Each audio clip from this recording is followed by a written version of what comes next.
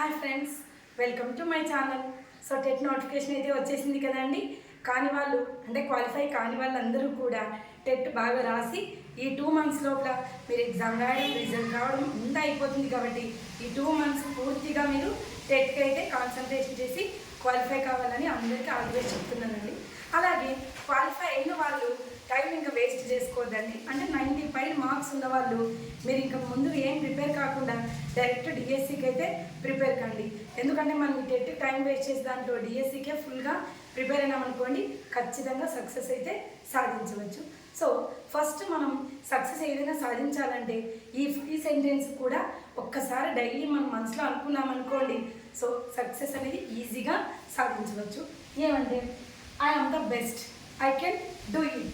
I am the winner. Today is my day. God is always with me. అంటే ఈ 5 sentences ఎందుకు అనుకోమంటున్నానంటే మన మీద మనకి సెల్ఫ్ కాన్ఫిడెన్స్ అనేది ఇంప్రూవ్ చేసుకోవడానికండి. ఇక్కడ ఫస్ట్ చెప్తున్నాం ఐ ఆమ్ ద బెస్ట్. అంటే కొంతమందికి మన మీద మనకి నెగిటివ్ ఫీలింగ్ ఉంటుందండి. నేను చదవగలనా, నేను చూడగలనా, లేదంటే ఇంత సిలబస్ కవర్ చేయగలనా అని. అట్లా ఎప్పుడు కూడా అనుకోవద్దండి. ఫస్ట్ మీ మీద మీకు కాన్ఫిడెన్స్ అయితే ఉండాలి. కాబట్టి first I am the best అనేది మాత్రం ప్రతి ఒక్కరూ కూడా ఎవరికి వాళ్ళు అనుకోనండి. Next I can do it. నేను చేయగలను, అంటే నేను చదవగలను. డిఎస్సికి ఉండే సిలబస్ అంతా కూడా నేను కంప్లీట్గా చదివి సక్సెస్ సాధించగలను అని ఐ కెన్ డూ ఇట్ అని మనసులో అనుకోండి. Next I am a winner. నేను ఖచ్చితంగా సక్సెస్ అయితే సాధిస్తాను అనేది మనం ఖచ్చితంగా మనము విజయం సాధిస్తామని అయితే మన మీద మనకి confidence I am a winner అని చెప్పుకోవచ్చు. Next today is my day. So ఈ రోజంతా కూడా నేను నా గురించి చదివే దాని గురించి కేటాయిస్తున్నాను, ఈ రోజంతా నాదే అని అనుకోండి. Next God is always with me. ఎందుకు లాస్ట్లో ఇది చెప్తున్నానంటే కొంతమందికి ఒక ఫీలింగ్ ఉంటుందండి, నేను ఎంత కష్టపడినా కూడా సక్సెస్ సాధించలేకపోతున్నాను, అది ఇది అని ఉంటుంది కదా. సో ఎప్పుడు కూడా దేవుడు అనేది మనతో పాటు ఉంటాడండి. కానీ ఎవరైతే అందరికంటే ఎక్కువ ఎవరైతే కష్టపడతారో వాళ్ళకని మాత్రమే సక్సెస్ అనేది వస్తుందండి. నెక్స్ట్ ఇంకో కొటేషన్ అండి, ఏమంటారా మనం నెక్స్ట్ అంటే if you shine like a star first you burn like a sun. అంటే మనం అంతా కూడా సక్సెస్ సాధించి ఆ సక్సెస్ని హ్యాపీగా ఎంజాయ్ చేయాలంటే ఫస్ట్ మనల్ని మనం కష్టపెట్టుకోవడం అనేది చాలా ఇంపార్టెంట్ అండి. మనం ఇప్పుడు ఎంతైతే కష్టపడతామో దాని నుండి వచ్చే రిజల్ట్ అనేది అంత హ్యాపీగా ఉంటాము. నెక్స్ట్ మనం మెయిన్ విషయంలోకి అయితే వచ్చేద్దామండి. ఏ బుక్స్ చదవాలి, ఎలా చదవాలి అంటే నోటిఫికేషన్ రావగానే అందరికీ సంతోషం అయితే ఉంటుంది, కానీ కొంతమందికి పెద్ద కన్ఫ్యూజన్ అయితే ఉంటుందండి. ఏం కన్ఫ్యూజ్ అంటారా?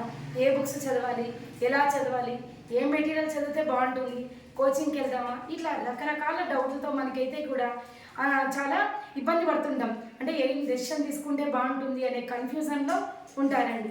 సో దీనికి నేను చెప్పే ఒక బెస్ట్ సొల్యూషన్ ఏమంటే మన గవర్నమెంట్ బుక్స్ అండి. అంటే గవర్నమెంట్ అకాడమీ బుక్స్ మాత్రం మీరు చదివినారనుకోండి, ఈజీగా సక్సెస్ అయితే సాధించవచ్చండి. ఎందుకంటారా, నేను ఓన్లీ గవర్నమెంట్ బుక్స్ మాత్రమే చదివానండి. ఏ బయట మెటీరియల్ కానీ నెక్స్ట్ ఏ మోడల్ పేపర్స్ అంటే బయట దొరికే మార్కెట్లో దొరికేవి ఏవి కూడా యూజ్ చేయలేదు. అంటే ఇప్పుడు మనకి నంబర్ ఆఫ్ మెటీరియల్స్ అయితే అవైలబుల్ ఉన్నాయండి. ఏమనుకుంటాం, ఇది చూసినప్పుడు ఇది బాగుంది అనుకుంటాం, ఇంకోటి కొత్తది రాగానే ఇది ఇంకా బాగుంది అనిపిస్తుంది. ఎందుకు చెప్తున్నానంటే 10 మెటీరియల్స్ ఒక్కొక్కసారి చదివే బదులు మన అకాడమీ బుక్స్ చదివినవే 10 times రివిజన్ చేసేది చాలా బెస్ట్ అండి. ఎందుకంటారా, మన మిగిలిండే పోస్టులకి మన ఈ డిఎస్సికి ఒక ప్లస్ పాయింట్ ఏమంటే మన సబ్జెక్ట్ దాటి బయటికి పోయేకి లేదండి క్వశ్చన్ ఆన్సర్స్. అంటే ఏమి, మన అకాడమీ బుక్స్ మనము ఫుల్ ఫ్లెడ్జ్గా ప్రిపేర్ అయినామనుకోండి, అవుట్ ఆఫ్ సిలబస్ వచ్చింది లేకుంటే మన టెక్స్ట్ బుక్స్లో లేని బిట్స్ వచ్చినాయి అని చెప్పడానికి 0.1% కూడా మనకి స్కోప్ అయితే ఉండదండి. కాబట్టి మన అకాడమిక్ బుక్స్ మనం ఎంత బాగా రివిజన్ చేసినామనుకోండి అంతగా సక్సెస్ అయితే సాధించవచ్చు. నెక్స్ట్ ఎలా చదవాలి అనేది డౌట్ ఉంటుంది. అంటే ఏమి, మనం ఈ క్వశ్చన్ ఇంపార్టెంట్, ఈ క్వశ్చన్ లేదు అని ఇప్పుడు చెప్పడానికి అయితే లేదండి. మన డిఎస్సికి చదివేటప్పుడు టెక్స్ట్ బుక్స్లో ఉండే ఈచ్ అండ్ ఎవ్రీ లైన్ కూడా ఇంపార్టెంటేనండి. అట్లానే మీరు అంతా బైహార్ట్ చేయండి అని నేను చెప్పట్లేదు. సో మనం చదివిన టెక్స్ట్ బుక్ని ఒకసారి చదివితే అర్థం కాకపోవచ్చు, రెండోసారి చదివితే కొద్దిగా బెటర్ అనిపించు. అట్లా నంబర్ ఆఫ్ టైమ్స్ రిపీట్ చేస్తే దాని నుండి ఏమవుతుందంటే మనకి ఏ బిట్ ఏ కార్నర్లో ఉంది అనేది ఒక మనకి మైండ్ మ్యాప్ అయితే ఏర్పడిపోతుందండి. అందుకు నా బెస్ట్ సలహా ఏమంటే అందరికీ చెప్తున్నాను, మీరు అకాడమీ బుక్స్ పర్ఫెక్ట్గా చదివినారనుకోండి ఒక టీచర్ పోస్ట్ అయితే మందేనండి. సో అందరూ కూడా ఆల్ ది బెస్ట్ చెప్పుకుంటున్నాను. So all the best friends, బాగా చదివి సక్సెస్ సాధించాలని కోరుకుంటున్నాను.